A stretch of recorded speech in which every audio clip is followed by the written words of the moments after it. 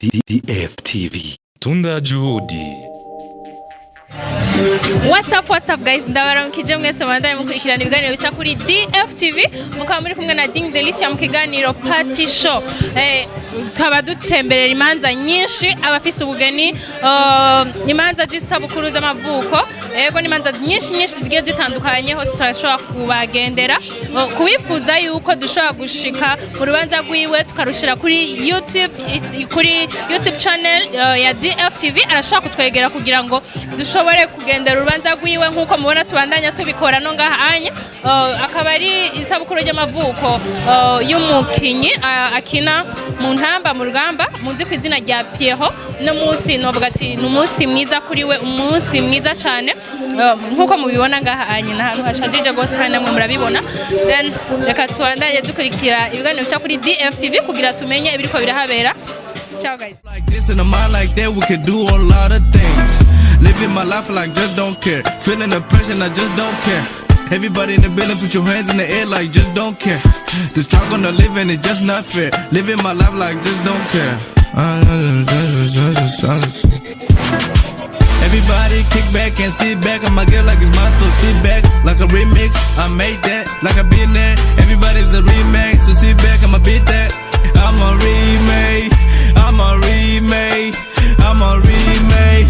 I'm a remake. I'm a remake. I'm a remake. Chopping the bricks and you really gon' get it. Talking too much and you really gon' feel it. Running your mouth and you really gon' get it. Minding the part don't really concern me. Minding the part don't really concern me. Talking too much and you really gon' feel it. Talking too much and you really gon' feel it. Running your mouth and you really gon' get it. Minding the part don't really concern me. Minding the part don't really concern me. Talking too much and you really gon' feel it. I'm a remake. I'm a remake. I'm a remake.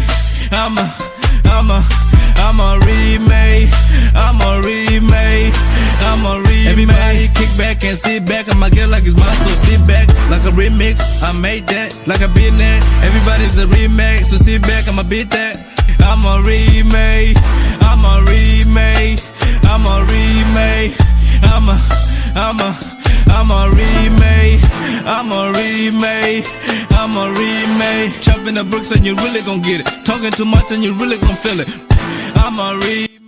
Niriwe ndabarandira reka ndabe umwe canke babiri mu bantu bari hano muri runo rubanza ngira ico ndamubajije kuri uno musi dasanzwe kuri Pierot nk'umuvandimwe canke inshuti canke iki. Reka ndabe umwe kugira ngo nshobore kumubaza ukuntu yiyumva.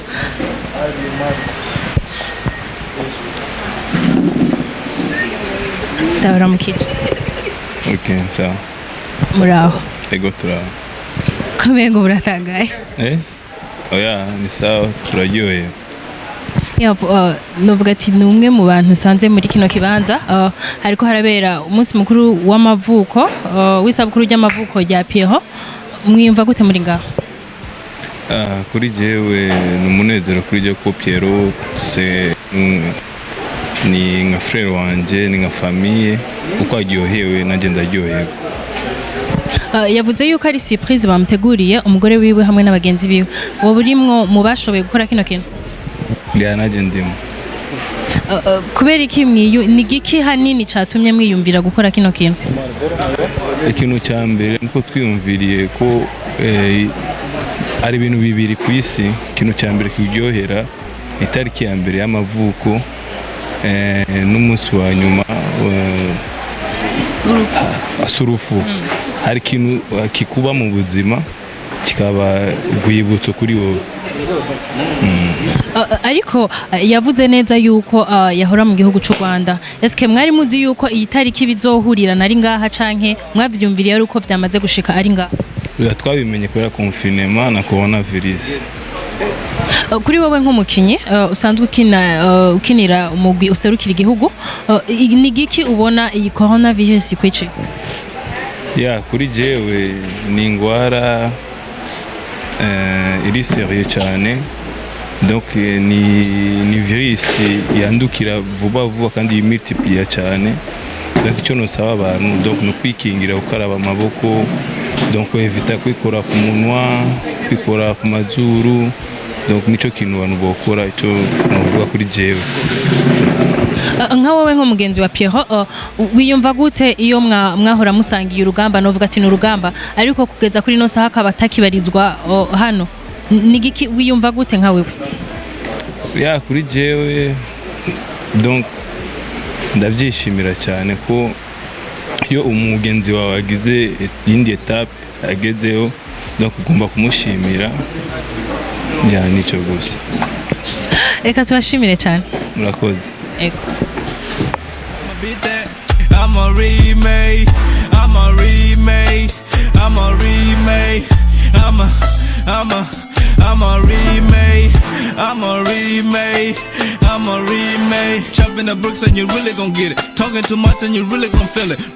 I'm a remake, I'm a remake. Fun in the pot don't really concern me. Talking too much and you really gon' feel it. Talking too much and you really gon' feel it. Running your mouth and you really gon' get it. Money in the pot don't really concern me. I'm really concern me. Talking too much and you really gon' feel it. I'm a remake, I'm a remake, I'm a remake, I'm a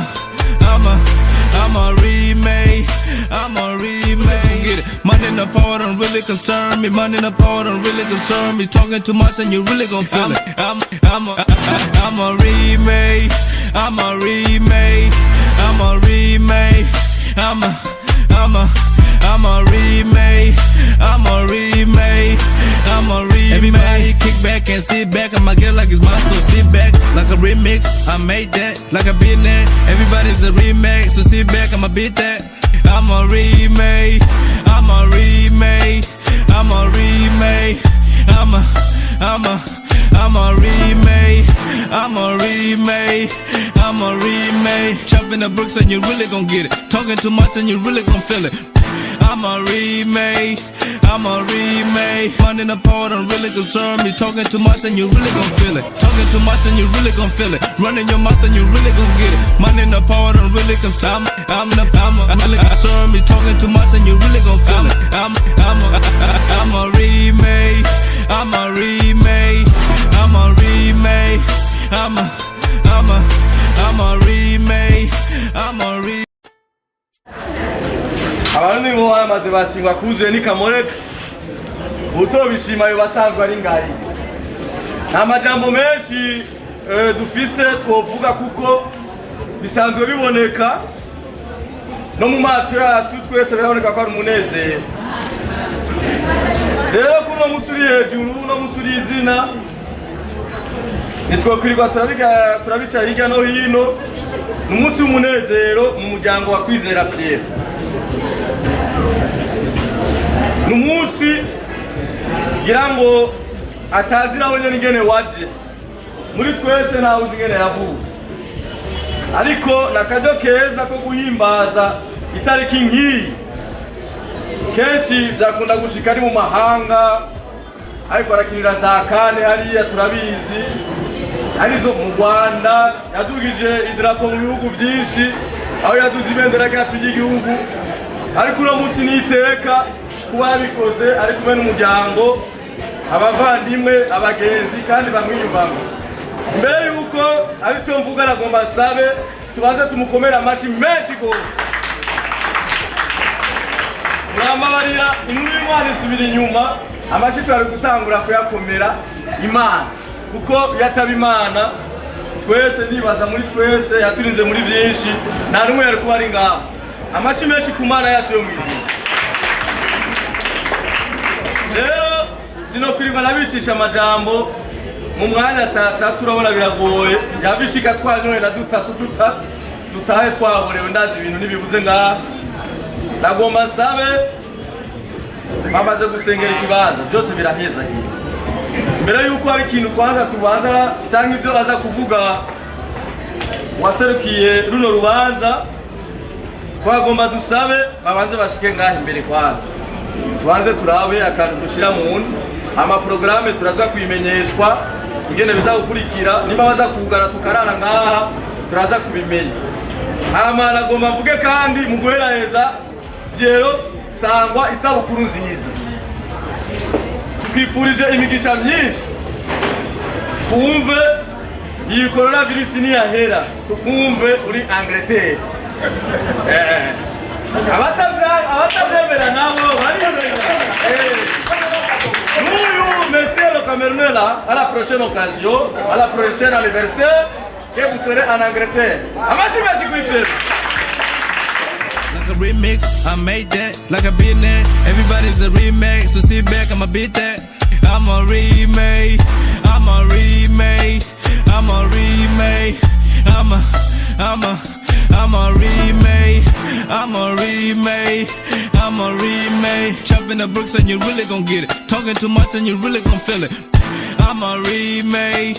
I'm a remake. Fun in the part don't really concern me. Talking too much and you really gon' feel it. Talking too much and you really gon' feel it. Running your mouth and you really gon' get it. Money in the part don't really concern me. I'm really concern me. Talking too much and you really gon' feel it. I'm a remake.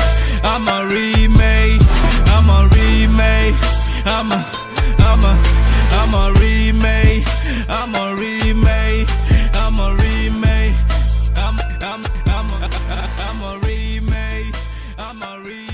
Mkirengana kwanje mbonye imeza yicaye ko CEO wa DFTV numvise ntogenda ntamubajije ukuntu yabonye runo rubanza reka ndamwegere kugira ngo ndamubaze the boss ndaramukije yavunetse uga keke ntubura oya habo hambi butura niho nafiriya CEO wa DFTV runo rubanza warubonye gute? naryohewe kubera n'urubanza twaje gushigikira isabukuru y'amavuko y'umukinyi akina mu ntamba mu rugamba umugwi serukira gihugu umva je kuba natumiwe naryohewe cyane yego. Bavuze yuko yari surprise yateguriwe n'umufasha wiwe mwoba mwatumiye canke namwe muri batunganije surprise? Oyaje bantumiye twaravye neza hariho akantu novuga nk'agakemanyi kikeke kanditse ko DFTV kajya akantu gasigurike DFTV ryo kugira twereka dushigikirane kuri bwa bumwe dusange dufise rana ujya n'umukinyi w'umugwi serukira gihugu turi hafi y'abaririmbye umva rero kuba yiyumviriye gutana invitation kuri DFTV kuri je byari iteka kandi razi ko urubanza nkuru gusaba kuri y'amavuko sembora umuntu ashaka gukora ni kuzana gato nyene ego. Ni kihe kintu wobwira abantu benshi bahora bakora imanza ariko bakabura ukuntu bo tumira DFTV ni kihe kintu wobabwira? DFTV iri muri Ekosate d'abord muri Ekosate bahitangwa mu Gasenyi have ni ku marembo kujya masalo benshi bamenyere umuntu afite isabukuru y'amavuko bugeni n'izindi manza just arashikira hajya akarondera secrétaire Delicia hamagaheza akamubwira ukumbwira bimeze akakoresha ko hariho programme sanzo zihari bakumvikana bahuje hama DFTV kashobora kuhashika. Reka tubashimire cyane. Ego murakoze cyane. Ariyo n'ubundi mukobwa ubundi mwigeme mbona atsovye sinogenda ntamubajije nawe ukuntu yabonye runo rubanza ndabaramukije cyane. Amahoro muraberewe cyane. Murakoze cyane namwe. Mwabonye gute runo rubanza bivanye n'ukuntu mwakiriwe canke kumbure n'ukuntu rwagenze mwavyakiriye gute mwebwe? Byari bimeze neza batwakiriye neza ego. Biragaragara neza yuko imanza nk'izo zimenyereye cyane kuko uratsovye so ni irihe tandukaniro riri hagati y'izo wari umaze kujamwo n'uyu munsi? Izindi hari usanga bose batekereje urumva bagumye biteze igikurikira ariko izi bose nabonye bose batera inkuru umengo bose baramenyeranye yego. Kuba atashoboye kumenya idondora nitwa Mugisha Christina Dersi yego. Christina Dersi guys ano mazina siyo hapa muramba barira ndaje sishobora kwisubiramo ndabashimiye cyane. Murakoze. Ariyo n'undi muntu ishobora kubaza kugira ngo menye ukuntu nawe yabyifashemwo ndabaramukije. Ego ni sawa. Muraho? Ego turashima. Nitwa bande? Nitwa Darcy Gikundiro. Gikundiro nyene canke ni uko nyene cyumva ko niko nitwa nyene. Abandi bantu babwiye uko witwa Gikundiro baravyakira gute? Bavyakira neza mva bisobanura ko ndi Gikundiro mu bantu bose ego. Darcy wabonye gute runo rubanza? Urubanza rumeze neza vraiment bari bapanze neza karuryoshe Nacwagaye? oya bimeze neza nuko Reka tubashimire Darcy. murakoze. Hey, your brother, start it.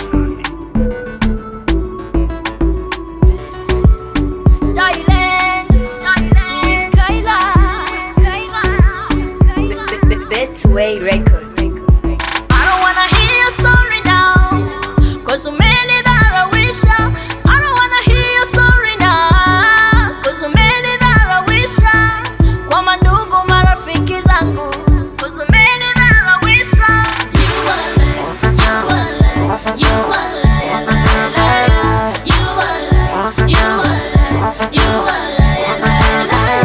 What the fuck are you telling me? You think that I'm crazy? You tell me this, you tell me that. Usana biri kuri sigura, barambwira nkica amatwi. I saw you within my eyes and now go far for me, yeah. Yeah, go far for me, yeah. You are like, you are like, you are liar, liar, liar. I don't wanna hear you sorry now, cause so many that I wish I don't wanna hear you sorry now, cause so many that I wish kwa mandugu marafiki zangu, cause so many that I wish you are like, you are like, you are liar, liar, liar. You are like, you are like, you are liar, liar, liar.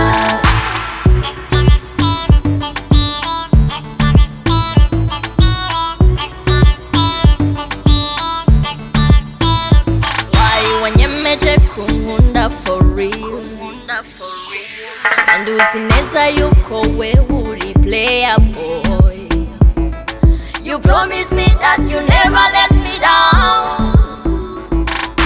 I believe you, but you wanna push me in the fight. Niki nagukoreye, niki naguhaye we, ariko wanyeretse kuri umuhinga muruhemuka. You are like, you are like, you are liar, liar, liar. I don't wanna hear you sorry now, cause so many that I wish I don't wanna hear you sorry now, cause so many that I wish kwa mandugu marafiki zangu, cause so many that I wish you are like, you are like, you are liar, liar, liar. You are like, you are like, you are liar, liar, liar. I don't wanna hear you sorry now, cause so many that I wish I don't wanna hear you sorry now, cause so many that I wish kwa mandugu marafiki zangu, cause so many that I wish you are like, you are like, you are liar, liar, liar. You are like, you are like, you are liar, liar, liar. Nightfall. Life at life at It was life after struggle when you knew you had to grind. It was life after struggle when you knew you had to get it. It was life after struggle when them bitches came around. It was life after struggle when you knew you had to get it. It was life after struggle when you had a couple bands. It was life after struggle when them hoes came around. It was life after struggle when you knew you had to grind. It was life after struggle when you knew who really had you. It was life after struggle. It was life after struggle. Hey, hold up, yeah, hold up, yeah, hold up, yeah, yeah. With a flow like this and a mind like that, we could do a lot of things. Living my life like just don't care. Feeling the pressure, I just don't care. Everybody in the building, put your hands in the air like just don't care. The struggle to living is just not fair. Living my life like just don't care. Everybody kick back and sit back. I'ma get like it's mine, so sit back. Like a remix, I made that. Like I been there. Everybody's a remake, so sit back, I'ma beat that.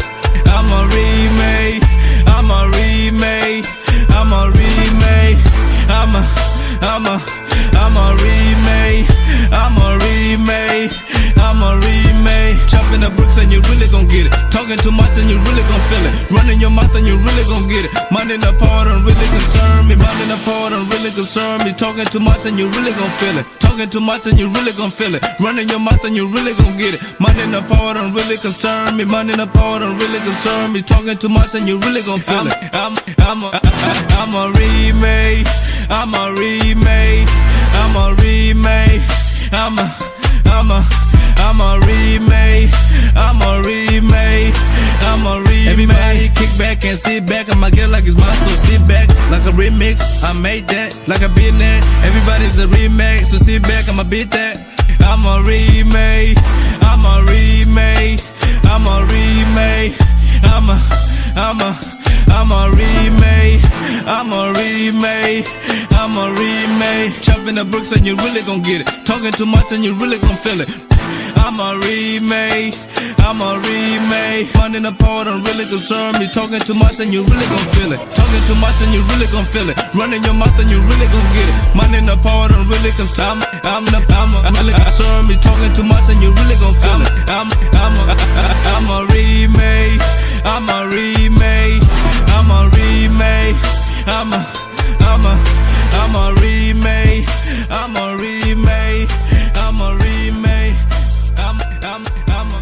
I'm a remake. Sorry now, cause umenidharawisha kwa mandugu marafiki zangu, cause umenidharawisha. You are like, you are like, you are like, you are like, you are like, you are like. What the fuck are you telling me?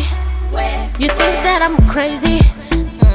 You tell me this, you tell me that. Usana biri kuri sigura barambwira nk'icamatwi.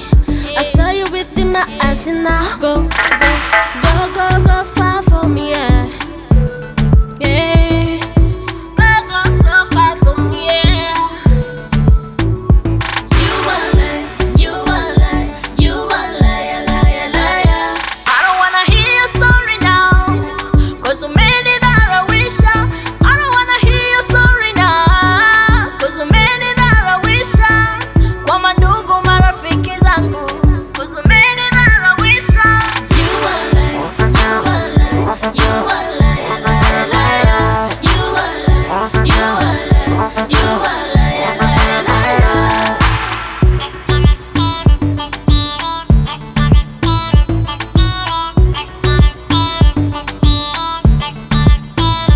Why wanyemeje kunkunda for real? And uzineza yuko we uri player boy. You promised me that you never let me down. I believe you, but you wanna push me in the fight. Niki nagukoreye, niki naguhaye we, ariko wanyeretse kuri umuhinga mu kuruhuka. You are like, you are like, you are liar, liar, liar. I don't wanna hear you sorry now, cause so many that I wish I don't wanna hear you sorry now, cause so many that I wish kwa mandugu marafiki zangu, cause so many that I wish. You are like, you are like, you are liar, liar, liar. You are like, you are like, you are liar, liar, liar. I don't wanna hear you sorry now, cause so many that I wish Nightfall.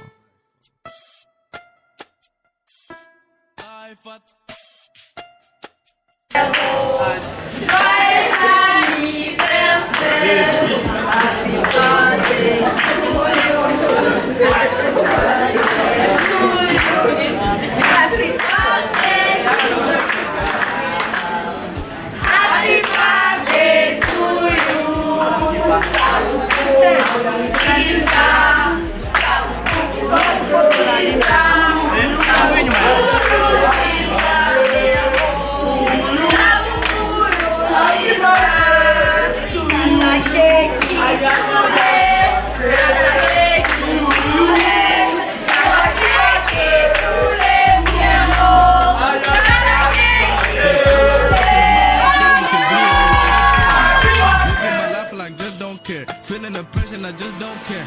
Everybody in the building, put your hands in the air like just don't care. The struggle on the living is just not fair. Living my life like just don't care. Everybody kick back and sit back. I'ma get like it's mine, so sit back like a remix. I made that like I been there. Everybody's a remix, so sit back. I'ma beat that. I'm a remake. I'm a remake. I'm a remake. I'm a remake. I'm a remake. I'm a remake. Chopping the bricks and you really gon' get it. Talking too much and you really gon' feel it. Running your mouth and you really gon' get it. Money in the part don't really concern me. Money in the part don't really concern me. Talking too much and you really gon' feel it. Talking too much and you really gon' feel it. Running your mouth and you really gon' get it. Money in the part don't really concern me. Money in the part don't really concern me. Talking too much and you really gon' feel it. I'm a remake. I'm a remake. I'm a remake. I'm a remake. I'm a remake. I'm a remake. Everybody kick back and sit back. I'ma get like it's mine, so sit back like a remix. I made that like I been there. Everybody's a remake, so sit back. I'ma beat that. I'm a remake. I'm a remake. I'm a remake. I'm a remake. I'm a remake. I'm a remake. Chopping the bricks and you really gon' get it. Talking too much and you really gon' feel it. I'm a remake. I'm a remake. Money in the part don't really concern me. Talking too much and you really gon' feel it. Talking too much and you really gon' feel it. Running your mouth and you really gon' get it. Money in the part. Nightfall.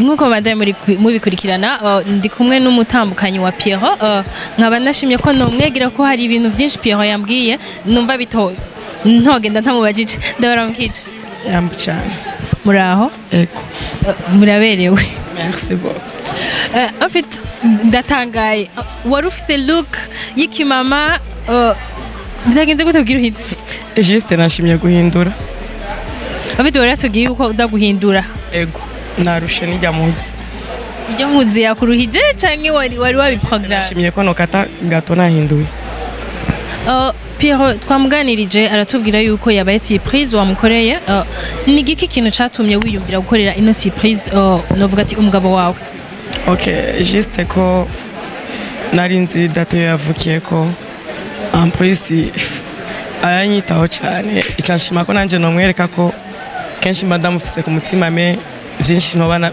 nabimukorera kwera ubushobozi ariko nararonse abagenzi bamfasha gutegurira surprise yiwe ikaba ari nyene twamuteguriye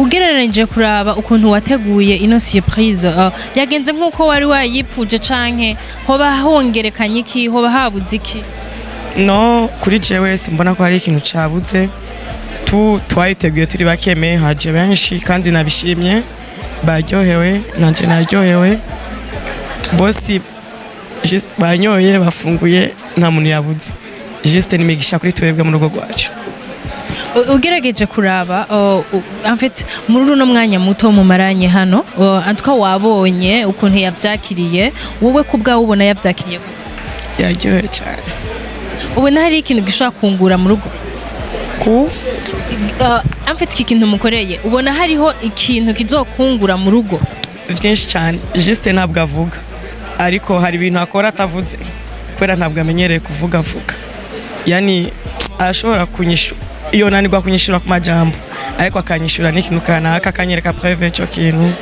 kinjohera donc kimbera akarorero mu rugo biramaze gushika Pierot ukumva ko akubabaje ukumva neza ko akubabaje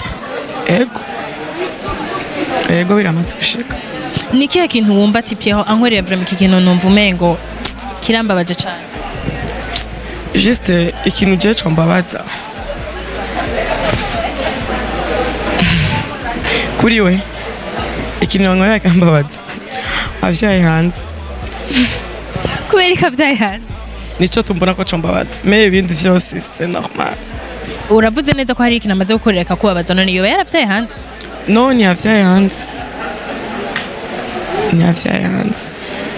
none nashaka kubaza muri iki gihe Pierot akina mu gihugu cy'u Rwanda est-ce que wowe birakorohera nk'umufasha wiwe ego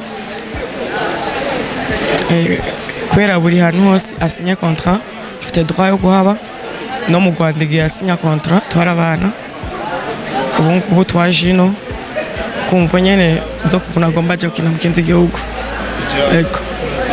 ariko Pierot yavuze neza yuko ari mu gihugu cy'u Rwanda hariho ukuntu uretse n'ingwara ya coronavirus hariho ibintu ari kure y'umuryango wiwe yumva umengo arabuze muri we. Eske kuri wowe ni kihe kintu wumva ubuze cyane iyo uri kure n'umugabo wawe? Vyinshi cyane ndarambirwa no kurara jenyine juste iyo adahari ntabwo nigera ndara jenyine ndi mu cyumba.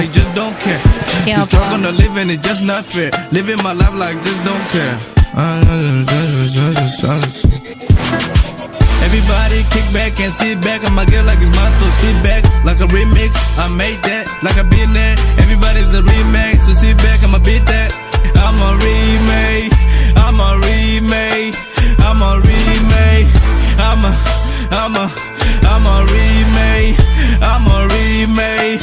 I'm a remake. Chopping the bricks and you really gon' get it. Talking too much and you really gon' feel it. Running your mouth and you really gon' get it. Mind in the part don't really concern me. Mind in the part don't really concern me. Talking too much and you really gon' feel it. Talking too much and you really gon' feel it. Running your mouth and you really gon' get it. Mind in the part don't really concern me. Mind in the part don't really concern me. Talking too much and you really gon' feel it. I'm a remake.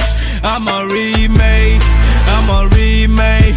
I'm a remake. I'm a remake.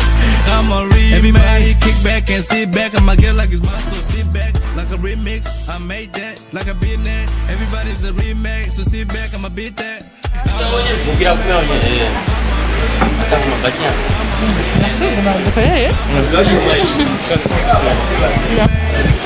Okay, nkuko mwabandiri mubibona ndagahejeje ndagahejeje then uniwe novuga ati nyene urubanza afise isabukuru ry'amavuko kuri no munsi reka ndamubaze kugira ngo numve ukuntu amerewe.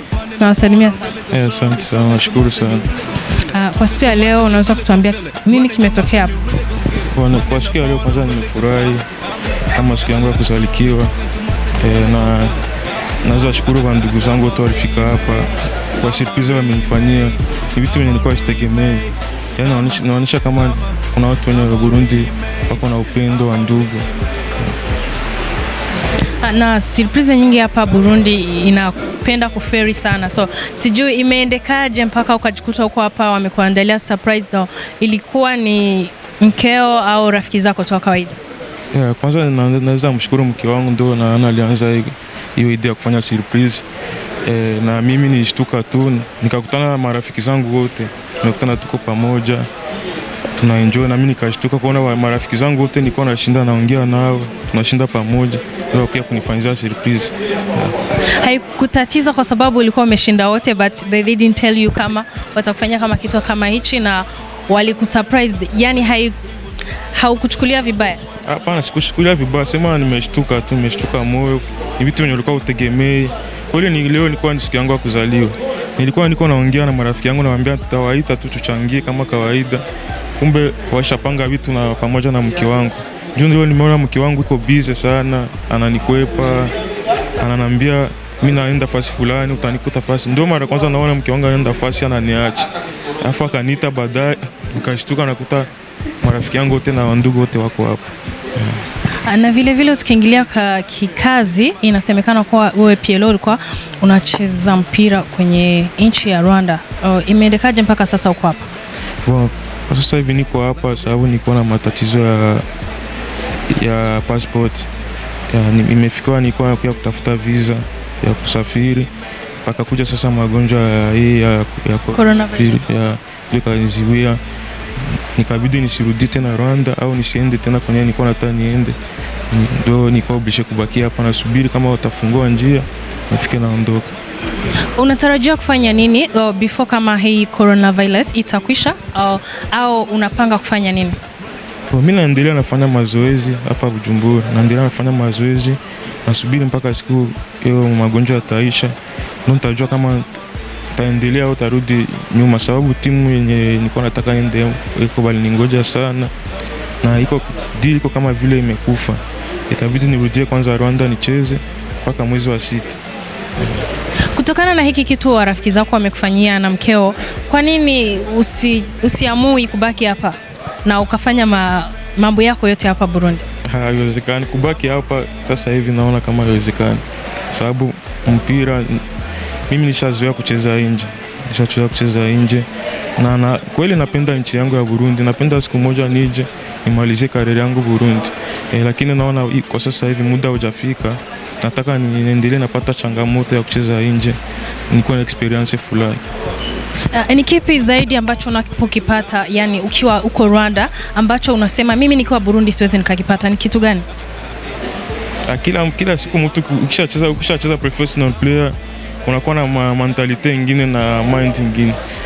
Unakuwa unataka sio kitu, atupate kitu kikubwa, lakini unataka ile experience na kutembea experience, na ndio natuma inatusaidia kama tukicheza machi za Coupe d'Afrique, sababu tunacheza nje, tuko na mentality fulani kuzidia mchezaji anacheza hapo, sababu tunakutana na mashida nyingi za mpira za ndani ya uwanja na nje ya uwanja.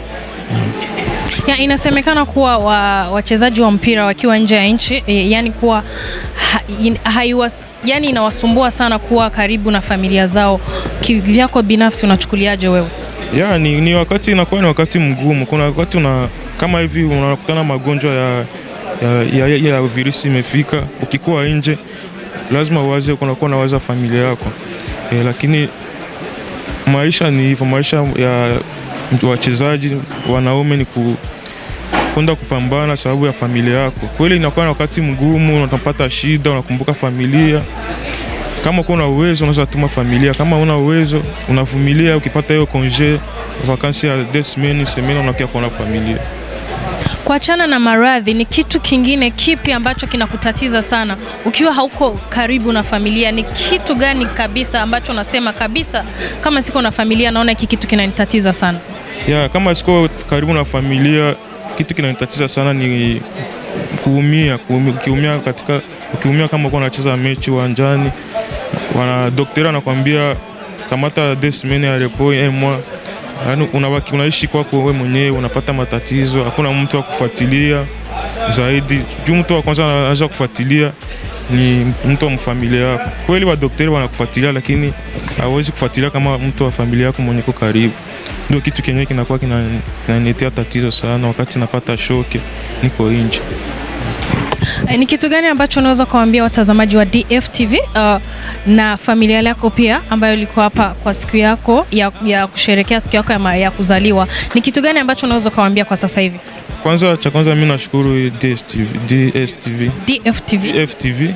Nashukuru sababu walifanya surprise nilikuwa sitegemei. Nashukuru sana, kweli inaonyesha upendo. Kuona gisi watu wanafuatilia wachezaji, hata wasanii, kila mtu mwenye anafanya kazi mbalimbali. Nashukuru sana. Na pia nashukuru familia yangu yote ni walikuja hapa, watu wa ndugu, wa rafiki wenye walinifanyia surprise. Mungu awaendelee kuwazidisha mapenzi, tuendelee kupendana na tuendelee kutumikia nchi yetu. Asante sana Pierot. Asante.